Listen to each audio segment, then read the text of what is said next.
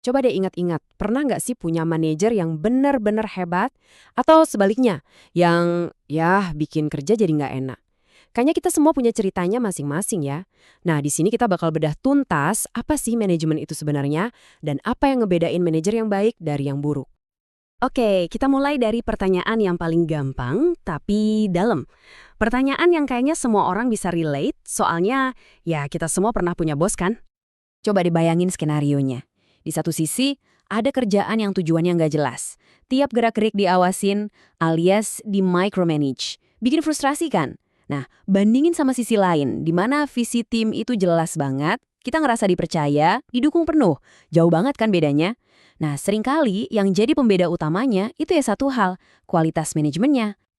Terus, apa dong manajemen itu sebenarnya? Gampangnya gini deh, bayangin seorang konduktor orkestra.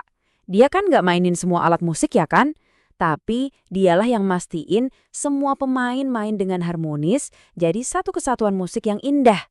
Nah, itulah inti manajemen, mencapai tujuan tapi lewat usaha orang lain. Oke, pertanyaannya sekarang, gimana caranya manajer melakukan itu semua?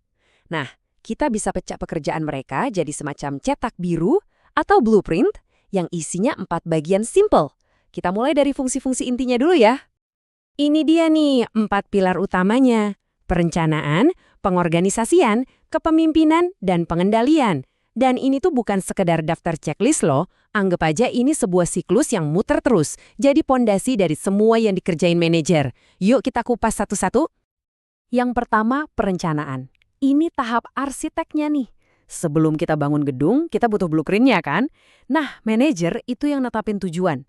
Ibarat nentuin titik tujuan di peta, terus mereka ngerancang rute terbaik buat nyampe ke sana. Tanpa rencana yang jelas, ya tim cuma bakal muter-muter aja tanpa arah. Kalau rencananya udah ada, lanjut ke pengorganisasian. Simpelnya gini, kalau perencanaan itu soal apa yang mau dicapai, pengorganisasian itu soal siapa ngerjain apa. Persis kayak pelatih bola yang nempatin pemain di posisi terbaiknya.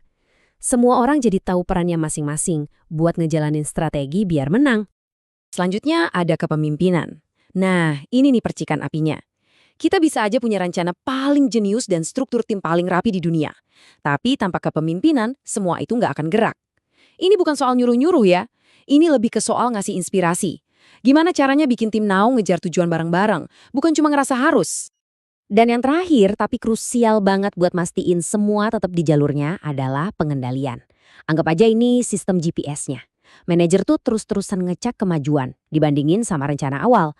Kalau misalnya ada yang melenceng, mereka langsung ambil tindakan koreksi biar kapalnya tetap ngarah ke tujuan. Oke, kita udah punya blueprintnya nih. Sekarang, yuk kita kenalan sama para pemainnya. Siapa aja sih jenis-jenis manajer yang pakai blueprint ini dan peran apa aja yang mereka mainkan? Biasanya nih, di organisasi manapun ada 3 tingkatan manajemen. Bayangin aja bentuk piramida. Di puncaknya ada manajer puncak, para visioner, CEO, direktur yang lihat jauh ke depan.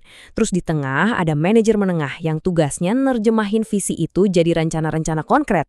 Nah, di bagian paling bawah ada manajer lini pertama. Mereka ini yang ada di garda terdepan, mastiin kerjaan sehari-hari beres.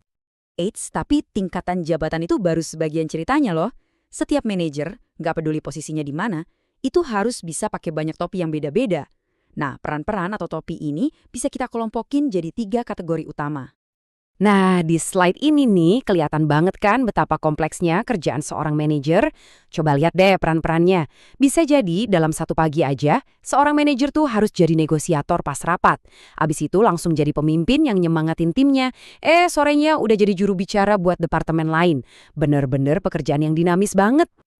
Oke, jadi kita udah bahas apa itu manajemen, apa yang manajer lakuin, sama peran-peran yang mereka mainkan. Tapi, emangnya kenapa sih ini semua penting? Kenapa kita harus peduli? Nah, ini dia jawabannya. Ingat kan di awal kita bandingin tempat kerja yang bikin frustrasi sama yang bikin kita semangat. Ya, ini dia kuncinya. Manajemen yang baik itu bukan cuma teori di buku. Ini adalah mesin yang benar-benar ngegerakin semangat karyawan, naikin produktivitas, dan ujung-ujungnya nentuin kesuksesan perusahaan. Jadi, pada intinya, manajer yang hebat itu perannya kayak jembatan. Mereka yang nyambungin antara kerjaan dan ambisi kita sebagai individu dengan misi besar perusahaan. Mereka yang bikin kita ngerasa kerjaan kita tuh ada artinya.